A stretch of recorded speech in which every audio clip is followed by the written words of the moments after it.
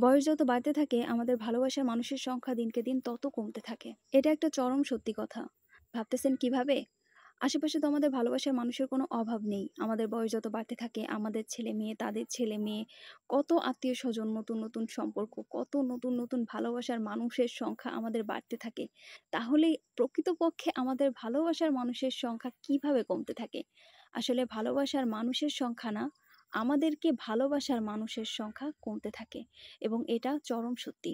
জন্ম নেওয়ার পর থেকেই আমরা আমাদের সবচেয়ে প্রিয় মানুষদের খুব আদরের থাকি।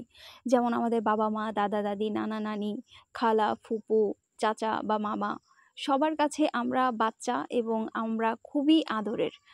আস্তে, আস্তে যত বড় হতে থাকি আমরা কিন্তু তাদের অনেক বেশি আদরের হয়ে যাই। এক কথায় বলতে গেলে তাদের হাত আমাদের মাথার উপর কিন্তু সবসময় থাকে। আমরা তাদের কাছে সবসময় ছোট।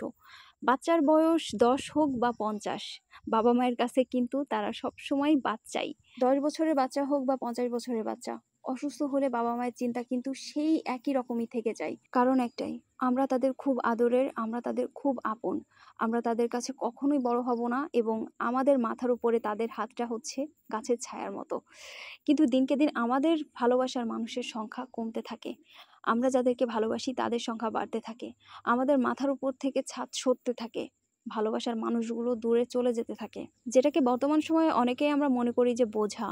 কেন শাসন করতেছো? এখানে যাচ্ছি, বারণ করতেছে, এটা করতেছি, বারণ করতেছে, সবসময় বকাঝকা।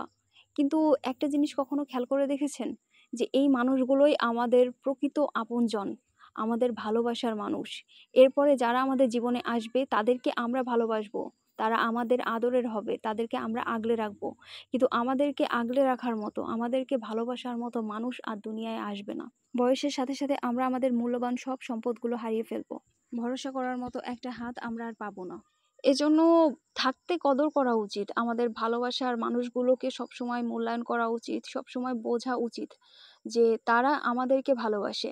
দুনিয়ায় না আমরা কাউকে ভালোবাসি সেটা খুব সাধারণ একটা বিষয়। আমরা যে কাউকে ভালোবাসতে পারি আমাদের খুব যত্নের, খুব আদরের কেউ না কেউ হতেই পারে।